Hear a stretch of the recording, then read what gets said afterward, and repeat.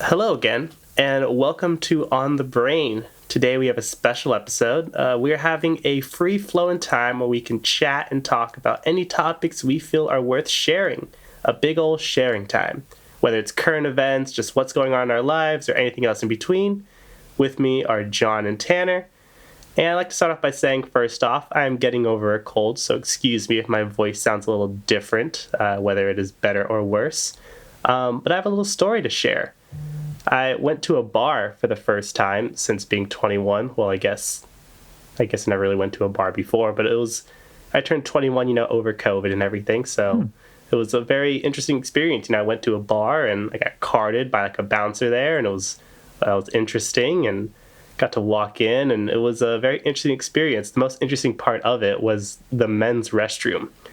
I walk into the restroom and there's no handle. It's just a push door, right? And when you walk in there, you would expect, okay, if it's a push door, there must be, a few, urinals or stalls or whatever. But there was one urinal and one toilet right next to each other. And there's no lock on this door. It's just a push door. And I walk in, it's just a group of guys bonding in there, hanging out and going to the bathroom together. And it was just real bro time with each other. Felt really close and connected to these group of guys, and I wish them well. Hopefully I can meet them again someday, because we had a good intimate moment with each other. So that's a highlight of my week. What are some highlights of your guys' weeks? I had the last day of instruction for school, so I'm officially in finals weeks, and I don't have to worry about any of that showing up to class BS. Oh, we love that. Wonderful. We love to see that. For me, I transferred to a new location at work, and now I not only live closer, or work closer to where I live, but also I work at a substantially slower store. So the amount of energy that gets drained from me day to day is significantly reduced, and I have much more energy, not necessarily time, but more energy to use my time more effectively, which is a great feeling. And the hours are different as well, so I get done earlier. I get out and it's still bright out, and I'm happy to just go home and have time to work on things like homework. But aren't you gonna miss, working 24/7, or I guess, the full 8 hours, working nonstop, at a job? It's gonna get kind of boring, just having downtime or just it being slow. You're gonna miss the high-paced nature of it. What are you gonna do? Clean and talk and bond and get to know the other baristas. But yeah, no, it's still I still work 8 hours and everything, especially because I'm a shift supervisor. But yeah, I won't have to work 8 hours, get completely drained from how busy it is and how many customers I have to deal with, and then be like, oh, now it's time to drive 40 minutes home. I'll be like, all right, it's time to go home, and then I'll drive home, and before I even realize I'm driving, it's already over. So nice, because I also don't have to worry about when COVID is over. I no longer have to worry about 101 traffic, which is the worst thing to deal with, especially when you're just going to work at a Starbucks and you have to sit through an hour of traffic to get from point A to point B. I actually do have a highlight. So after being officially second vaccinated, I was actually able to hang out with John for the first time since COVID. I think we've hung out once or twice outside of In-N-Out for maybe 30-40 minutes, but we actually got to sit down and watch a movie in the same room, and that was so much fun. We watched My Neighbor Totoro, and I liked it. It was a good movie. So wholesome. It was very good. Nice. That's awesome. And I accidentally spoiled it. I was riffing before while we were eating dinner. Lovely pad thai and yellow curry place. Ooh. But I was in a riffing mood, so I was talking a whole bunch of BS, and we were talking about the movie. It got brought up somehow, and I just decided to start coming up with my own narrative in my head from the little I had seen of what Totoro has in it. And it was just through commercial or trailer of the movie, not necessarily seeing it. And I actually almost got it to a T in terms of the symbolism of the movie. And yeah, without spoiling anything, I was just very, very on the nose. And so watching it, everyone was like turning and looking at me like, "Are you kidding me, John? Did you actually spoil it?" Yeah. And yeah, sorry. I was busy that day, so I'm sorry I couldn't come. I definitely got you guys' messages and stuff, but I couldn't. It was just I was busy. Yeah. Yeah. Sorry, I'm just looking over some messages. I can't remember, where did you guys invite me again? I don't see it on my messengers or on Discord or It should be. I think it was on Snapchat. We didn't have that feature to save it. Right. Yeah, I texted you back in February. I was like, in February, I was like, I think I really believe that May is going to be the month where we're all going to be vaccinated. So we need to watch Totoro together. Right. Makes sense. With, like Tanner said, if we're not saving the messages, they're gone after 24 hours. Right. So, all right. Yeah, sorry. Good. Yeah, let's just roll the intro.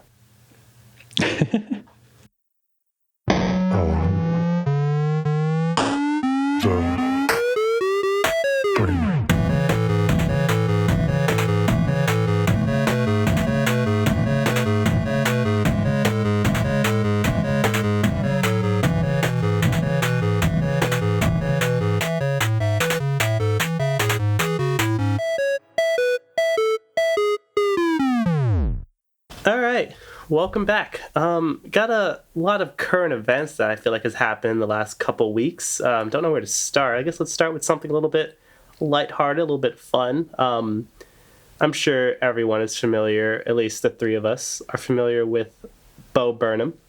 Bo Burnham, he's a great YouTube sensation, kind of older YouTuber. I don't know when his first videos were, but he's been around for a while. And I'm a big fan of his work. I like his comedy style. A lot of his music is some bangers. But he just announced he's coming out with a new special. It's filmed all by himself in his room. It's coming to Netflix. He tweeted out saying that most of it is already filmed, and it's coming to Netflix. He didn't give a date yet, but it is coming soon. And the title is called Inside. Oh. Well, I will say 8th Grade is a phenomenal movie. And if you haven't seen it, you should, because it perfectly encapsulates the end of middle school, that transitionary phase of adolescence. And the soundtrack is also phenomenal. He directed that, correct? The soundtrack is really good. Yeah. Yeah. Yeah, I believe he wrote it as well. Yeah, you mentioned this like a few weeks ago, and you said that it had been 5 years since... I think What came out? What was his first one, and then it was Make Happy was his newest one. So I think it's been 5 years since Make Happy came out. That just makes me cringe on how much time has passed. That's crazy. Yeah, isn't that some messed up stuff? Everyone says growing up, like, oh, time flies. It's been how many years? 5 years, 10 years, but holy cow. 5 years. I want to know how long it's been since the YouTube videos got posted, because in high school I remember when Tanner showed me some of Bo's YouTube stuff, and it's been even longer since then. I mean, we're almost at a decade since we started high school, which is when we first met. So, but like we mentioned in the last episode, did it actually happen? Of course. And you reminded me of just, how much time has passed. I don't think we've ever discussed in this podcast, the story of how we all met each other, which I think could be fun to go into. John. Absolutely. I can't remember the first time exactly we met, but I do remember one of my first memories is just going early in the morning, because we both would get to school. We'd get to high school both relatively early. Both either took the bus or just got dropped off early. And you'd just always be at the lunch tables. And we either would just kind of play a game or something, or sometimes you'd bring a board around and you'd just be kind of moving around doing your own thing. But I don't know. Do you have any specific memories of how we first met? how we first met? No, I think we've always known each other, and this ties into the theory of now. Oh my because God. then God is now. damn it, John. I don't remember the first. I don't remember the first day that we actually like introduced ourselves, but my earliest memories are of playing games with you, and a lot of the stronger ones, because I do remember hanging out before school a lot at the lunch tables in that quad, but the after school games we would play at the stairwell, like the stairway at the school, was a lot of fun. That's I have right.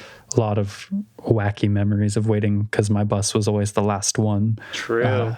Like almost an hour after school, so I had plenty of time, and everyone else was waiting to get picked up or whatever. So everyone was there for a while, and we would play like Love Letter or Coup. I actually do remember when you brought Coup Rebellion in the morning one time. We tried playing it at the tables, and my mind was blown. I was like, I need more of this, and you would never bring it because it was too complicated to like set up, and it wasn't practical for school. But I was always like, I need new abilities and characters. It was a lot of fun. Yeah. What about you and Tanner? When did you guys first meet? Well, it was in middle school in 7th grade. I was very lucky to have met Anthony because Sorry, I first my audio must have cut out. Can you say that again? I was very lucky to have met Anthony. Okay, cool. All right. So here's what happened. So I didn't really know what to take in school, and I enrolled for my classes, and I think I got into a typing class. I don't remember if this was 7th grade or 8th grade. But anyway, I ended up like transferring into drama, which is where Anthony was. I think we met. Wait, we met in drama, right? Not history. It's the same teacher, so it kind of gets screwed up drama. In my mind. Yeah, and it was some sort of spirit day. It was pajama day. Like, I want to say it was pajama day. Yeah, and I had a Snuggie. Remember those things? Oh my gosh, the blankets with sleeves. Freaking infomercials, like every other commercial was a Snuggie commercial. And I had one because I was so cool. And Anthony saw that, so he came and sat next to me, and he was like, dude, you're so cool for having a Snuggie. Well, I don't know. Those are my words. And so cool. They wanted a picture of it, so I put it on with him, and we were both wearing it, and we ended up in the yearbook, and that's how we became friends. Wow. I remember my first memory of Tanner, and it was, so for context, quick 30-second intro to this. I had just moved from Ohio to California, and so I didn't know anyone, and I was starting high school freshman year, and so I go to first period Spanish, and not only am I being introduced into this new state, new school, new friends, or new people, strangers, I'm getting my first introduction to Californian child life or teenage life, and also an introduction to Spanish, because that's something I had never really learned either yet. And Tanner was for me, the stereotypical Californian, embodied with his blonde, swoopy hair. I literally thought he walked from the beach, dropped off his surfboard at his locker, and then stepped into Spanish class. Oh my gosh, dude, it's so long ago. You know, it's funny you mention that, because I don't remember you in that class. Well, we also had 5th period English together as well. Petropolakis, right? Oh, or was it my 6th God. Period? What about, for you guys, what about Jacob Tamayo? I know he's not here right now, but... I met him sophomore year, 2nd period English, and we ended up sitting next to each other. He would always like go through his lunch at second period for some reason. And he would just be like, "Hey, yo, I got a fruit roll up. Do you want it?" And I'd be like, "What?" Like you don't just offer someone your fruit roll up. And he was like, "Yeah, like I've just like had them so much because of my," and so that's how we became friends. Because then we'd sit down and be like, "Hey, yo, Jacob, what we got in your lunch today?" And he'd just like throw me stuff. and those would be like my morning snacks. And then he played a lot of Destiny, and that's how we kind of clicked. And then I was like, yo, my boy Anthony is also a gamer, and he freaking loves Call of Duty Zombies. And Jacob was like, I also really like Call of Duty Zombies. And then we all clicked, and we fell in love, and we still are to this day. True. And while we're on the topics of video games, this reminds me, Sony just bought out Discord. Yeah, I'm not exactly sure, what this means or what the plan is going to be. I don't know if they have released that, but they're now working with Discord. I think Discord a while back announced that they were in the works with Microsoft, but I don't think they ever came to a deal on anything. Mm-hmm. And they declined, I believe. Yeah, so Sony, I don't know what this means, but this will at least mean, something with the PlayStation. It's going to have, Discord services, so, people can be on the PlayStation and use Discord, which is cool. Integrating live streaming with Discord voice chat and playing on the PS5 will probably be a game changer for streamers, I think. Just having that sort of interconnected, seamless thing. I don't know how Twitch and Discord will get along on a console, but it'd be very cool if that all sort of gets integrated together into kind of one package. It'd be a strong selling point for the PS5 comparatively to the Xbox. Discord changed their font and logo and everything.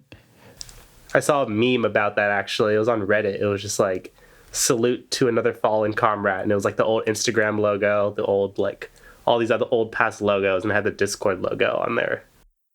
Apparently, it's not symmetrical. The older one isn't. Yeah, what do you guys think the logo is? Different. What is it, though? Is it a pig snout? Is it a pair of Mickey Mouse pants?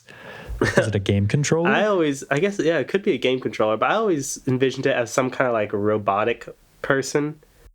Yeah, I'd agree. It looks like a head because of the eyes, or the two dots that I would assume are eyes.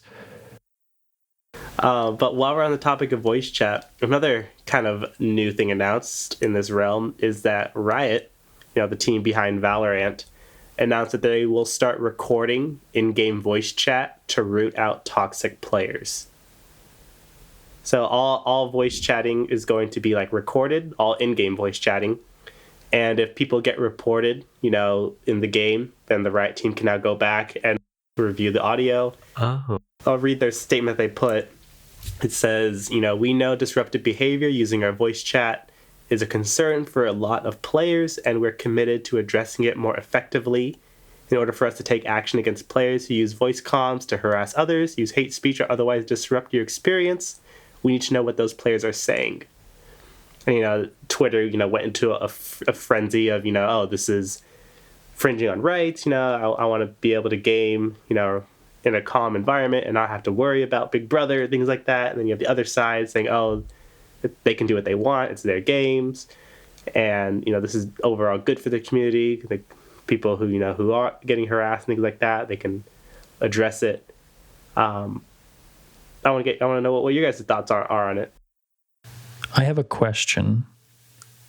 You can play without enabling microphone access, right? You don't need to talk to other people, right? True. And you could always just, if you're playing with whoever, you could always just use Discord, use something else, and they won't have any access to that. So it's only if you use the in-game chat. Just the people who like to yell at other people and make their feelings Or if you're playing with complete strangers, and you're just chatting. Yeah, that too. You just queue up into a lobby with other random people.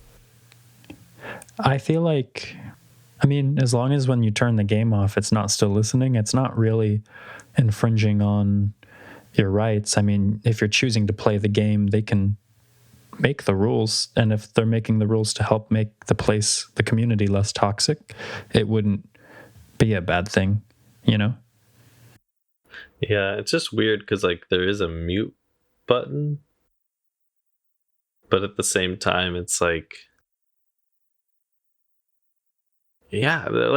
a weird concept. It does just seem kind of invasive, but at the same time, it also is just like a video game channel, you know? Yeah. It's definitely a step towards a more invasive society in terms of tech industry or tech companies or video game companies gathering our data and knowing more and more about us, and eventually more than we probably know about ourselves or what have you, with algorithms predicting our next move. But yeah, I think it gets into serious territory if they start selling that information to like ad companies, because you mentioned you were thirsty, and another week you mentioned that you tried this new flavor of Coke and you liked it or something to a friend. So now you're getting all these ads for cherry Coke, Yeah. I think I'm all for something like this. I don't think a lot of shady business on my end is being conducted over in-game chat in Valorant. And, I think this is overall healthy for the gaming community. If they could weed out, some toxicity and harassing of players, I don't see why not. But with that being said, I'd like to hear what it is you are drinking right now, Tanner. I saw weird stuff.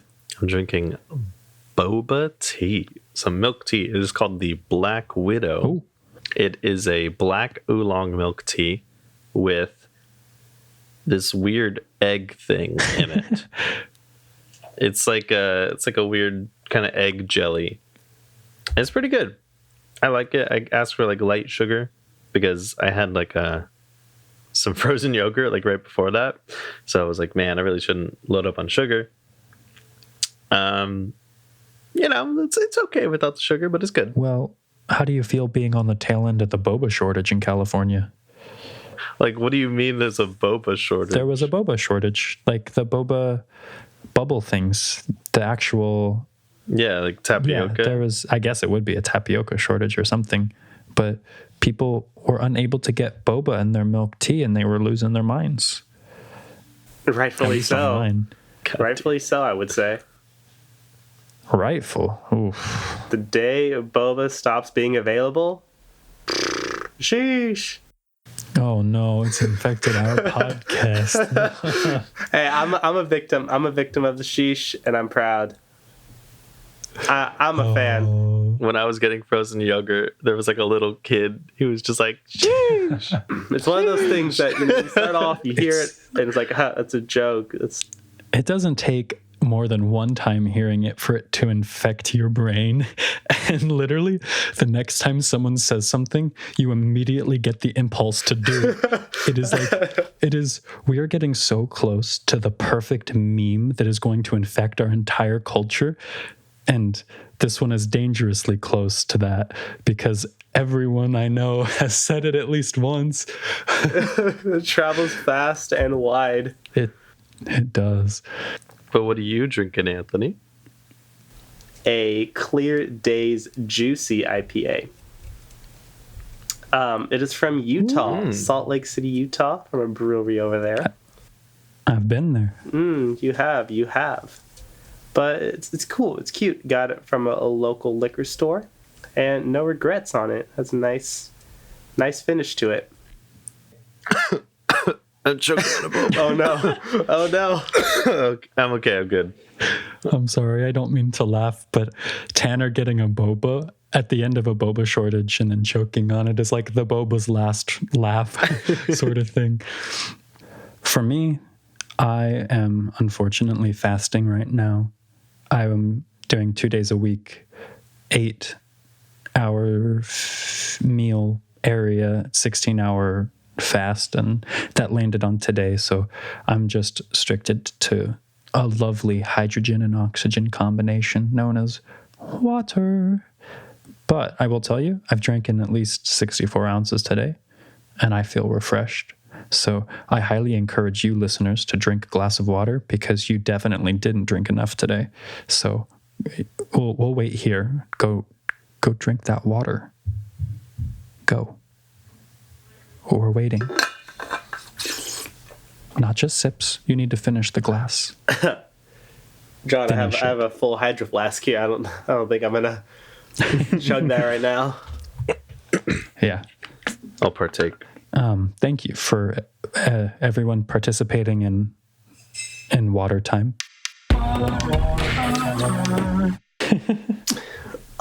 But all right, the last piece of gaming related news I have for y'all.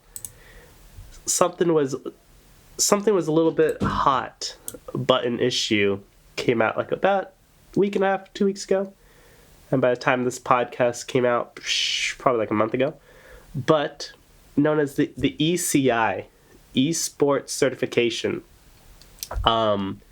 Pretty much a test that is a board is leading, and it is a board, and they submit these questions, and someone can come in, pay for this exam, and it's kind of like a certification it gives you to say that you're esports certified, that you know a certain amount of stuff in the gaming industry, and with hopes that it can help you, get a job, because currently there's an issue about getting your foot in the door in esports, whether it be on like a esports team or even just in the gaming industry in general. It's hard. It is really tough to get out there. It relies a lot on connections, nepotism, things like that. So just, there's this board that is trying to add, other ways for people to get out there. And the reason why it's getting a lot of heat is because, for one, it costs $400 to take this exam. So, a lot of doubts coming into it for that reason. And some of the questions that they were asking, they released, a practice exam. And there's a big section dedicated to statistical related questions. A lot of stuff on null hypotheses, on mean values and standard deviations, and just all these weird math problems just phrased in a gaming way. Like a third of the practice exam was like that.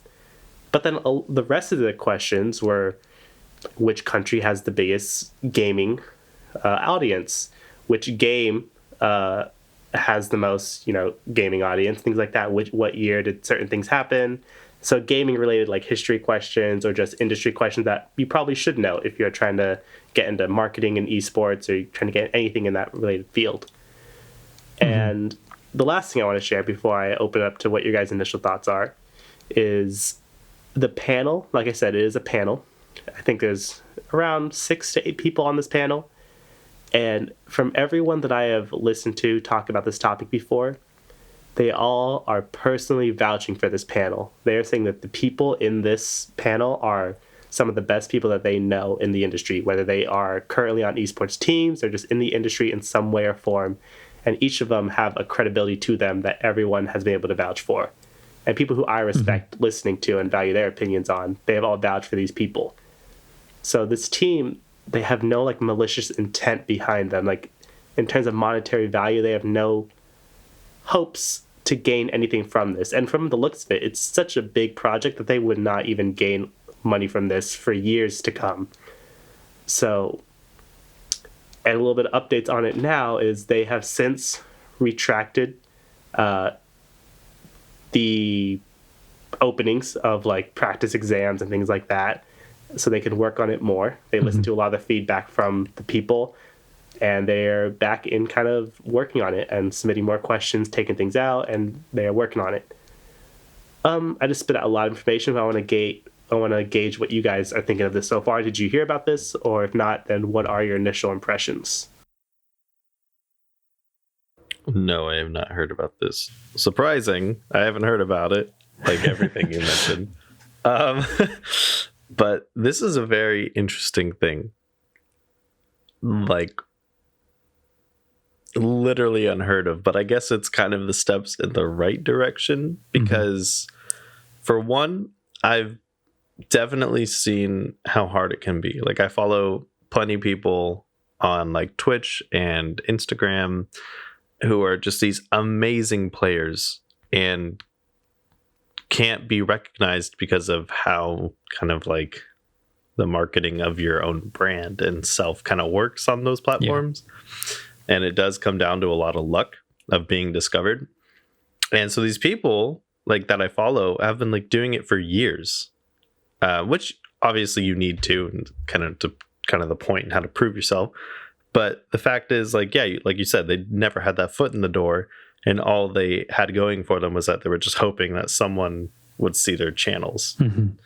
So I guess this is a way to kind of be like put on the next tier. Now it's interesting that it is $400 because now there's kind of like that wealth gap going on. Not saying $400 isn't attainable, but it's like certainly, for some people, it's much harder than, if you're comparing it others. to a degree, it's substantially cheaper. Because in my ears, I hear it as a form of degree. It's attempting to be a degree in that same sense that it's proof you know what you're talking about and within the gaming industry. And you could then use that to say, let's get a job doing, esports newscasting or whatever it would be, I imagine. Or those sorts of things you would need to show that you know what's going on in the gaming world. So here's the certificate to show it. Right, but you're not getting an education. You're just paying $400 to say, I know. But you do have to take the test. And assuming the test gets altered and fixed to be an accurate representation of what you need to know, I think it would be justifiable to call it close to something like a degree, because it's certifying your knowledge, assuming the knowledge you need to know is actually relevant. So I think it's smart that they take it back and rework it using feedback from the community to better structure it and to actually test people on what they need to know. When you mentioned the math, the statistics and everything, what is your opinion on that, Anthony? Is it something that everyone should know if they're trying to get the certificate, or is it asking too much of them? So I was listening to this guy talk about it, and he actually interviewed the lead director behind this. And what the director was saying is that he was talking to some people in the industry, specifically people who are responsible for a lot of the hiring. And for one, he said that there is a lack of knowledge on, important statistical data or how to use this data. If you know all this data that you can analyze from YouTube, from Twitch, if you can recognize your audience is from certain areas, how can you actually use this data in a beneficial way? So they took that as, okay, they need more statistical background.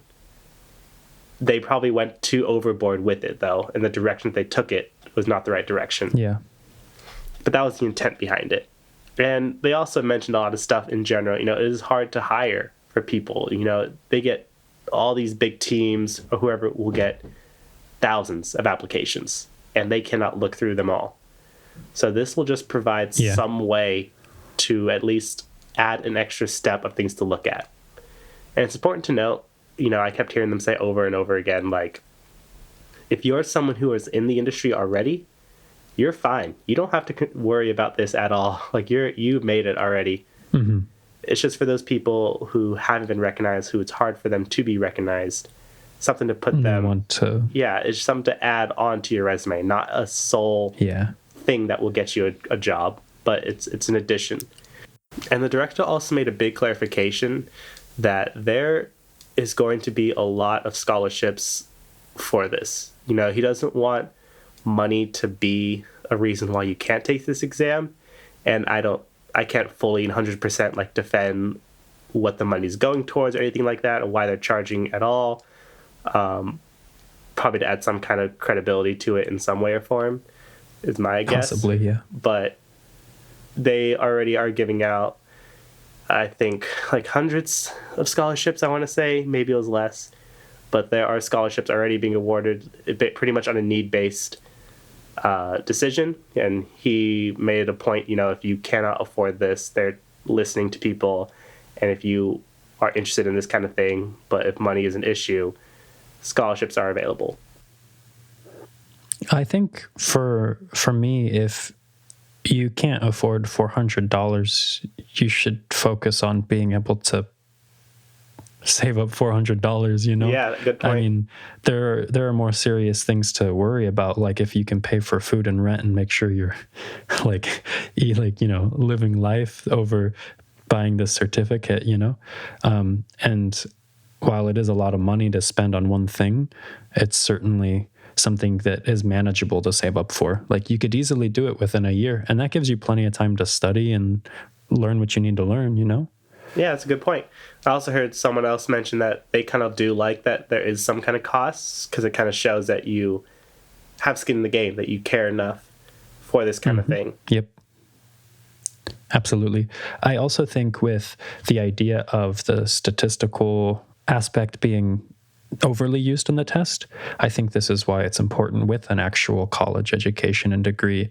There are multiple required classes that you have to pass to get the degree, because it allows you to focus on specific things like the data analysis and comparatively to another subject. So, it would make more sense to offer like a small class on that specifically that you pass, and then another class on the other topics. And then when you pass them all, you take the final test, and then you're fully certified, you know? Definitely. Yeah. I think that would be more worth the cost. Because like what I'm kind of thinking is like I'm comparing this to like a language test, like a language proficiency test. For example, the Japanese language proficiency test, I just looked up, is $60 for the highest level that you can get. And, I would say $60 to $100 is worth the certificate, because you already have to get so much training or get good at whatever you're doing. To be fluent. And with the percentage that you could fail, like I think $100 around is more worth it than going into a test for $400 and failing. You know what I mean? That would just suck. Yeah. And I don't think like anybody needs to go through that. Well, this is the dilemma I think that modern educational testing has, which is the point system and testing in theory makes sense, but things are prioritized incorrectly, in my opinion, in school and in education, which is the memorization of facts to pass tests to get good grades rather than knowing the material. Because on paper, if you're learning the material and you actually learn it, you can take a test and pass it with a few minor mistakes here and there maybe, but it shows, and it does actually show that you understand the material. But the way things are taught normally doesn't fully help all students learn material or encourage them to learn it, So that's just my 2 cents in terms of the testing aspect, because that can be a whole can of worms within itself. Yeah, and just, my final thoughts on this is just, overall, I think this is a good, addition to the industry. I think there's definitely some good that can come from it. It sounds like it's a very trustworthy board, and they have good intentions behind it, and they're going to keep working on it. And also, it's something important to keep in mind that this could be used for, a lot of broad things. You don't have to be, kind of narrow-minded in a way where it's only for people who are trying to join an esports team or trying to get directly related in the gaming industry. But even for people, let's say like an esports team, Twitch streamers?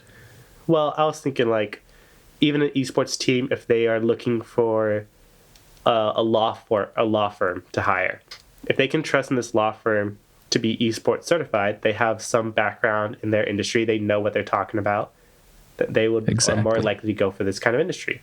So it is for a lot of people who can just prove that they know something about the gaming industry.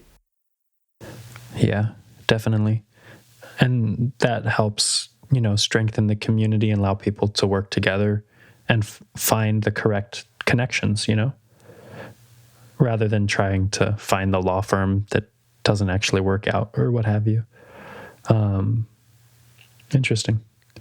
Yeah, kind of like I said, I think it's a necessary step in the right direction, but obviously it's a first draft, so Well, hopefully it'll get there. what I really want to know is, Anthony, are you getting it? Yeah, I think we're all three of us on when it comes out on a podcast episode, we all just take the esports certification exam, and we check. Oh, I don't know statistics. Are you crazy? If they release another practice one, we should do it. Yeah, I was trying to find one, but I don't know if they're available anymore. I think they might have took them down. That's good. That's a good YouTube video right there. Time to branch out into YouTube content. The gang takes the gaming's esports certification test. So, still kind of on the topics of video games, but less about video games like in specific. I have a girlfriend. Whoa. Wow. Okay. When we got together, I was like, yo, I like video games. And she was like, oh, I've never really played video games in my life. And I was like, well, lucky you. You're going to play some video games. And first game I put her through was Portal 2. She did pretty good. She struggled with some of the puzzles, but she got through the whole game. I was so proud. Whole game, dang. Yeah, we've tried out a few games, but she's playing Skyrim right now. Jeez. And she's going through that. She's kind of on this little kick. We'll see how long she stays on it. But if this one doesn't work out, she likes open world, so I think Breath of the Wild will be next. If she doesn't like Skyrim. Yeah. A game that has been getting a lot of praise lately, and deservingly so. It Takes Two. This game, I am in love with this game. It's a great, story-based co-op style game, and I've been comparing it a lot to something like Star Wars Lego, or just Lego games in general. It's very similar in its co-op style and puzzle solving. You kind of puzzle solve to progress through the levels. And with the story behind it, as well as the nature of the game, it's a great game to play, with a significant other or just a good friend. It's very simple, so even if there's someone who isn't, really good at games, it's very simple controls and they can really get into it. So that is a game I'd definitely recommend you and your girlfriend should try out sometime, Tanner. Yeah, that'd be great. That'd be real cool. I think she would really like that one. Very nice. Yeah, very fun. There's some cool moments in there as well. Some moments that might make her cry. Fun time. And I think that is all the topics for sharing time. But before we go, we have a quick announcement to make on our episode 10 special. John, take it away. Yes. So strap in, audience, and prepare. In less than 1 month? In less than... Yeah, I think 1 month from now. In less than 1 month, we will be releasing our 10th episode of On the Brain, and we have something really special planned. We're all going to be doing solo segments and stitching them together. So prepare for some personal, intimate, close conversations that you are absolutely blown away by. I don't want to spoil it anymore. Next time, Anthony shows us how he can sing the ABCs with his butthole. Well, we really want to start repeating old segments now. I thought we could get more content in before we go back to old stuff. Wow. That coming up with funny statements is not unoriginal. It is original. No, I mean, I've already done this before, like on a segment. I don't think we need to. Oh, that flew right over my head. God damn. Yeah. Well, thanks for listening. Please like and comment so we can engage with everyone who listens. Ask us any questions or topics you'd like us to see covered. This has been Anthony, Tanner, and John. And thanks for listening to On the Brain.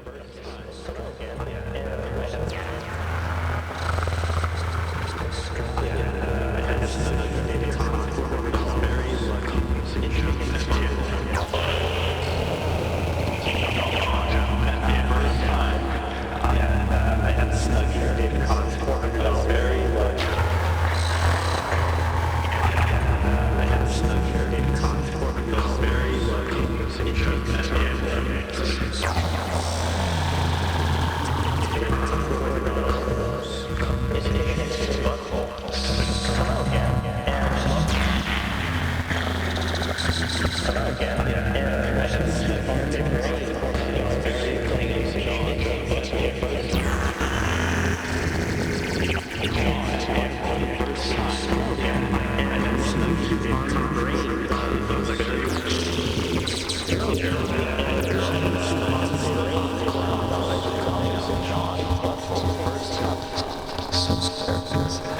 was very lucky to have met It takes two. So strap in. I need new abilities and characters. I was very lucky to have met Anne.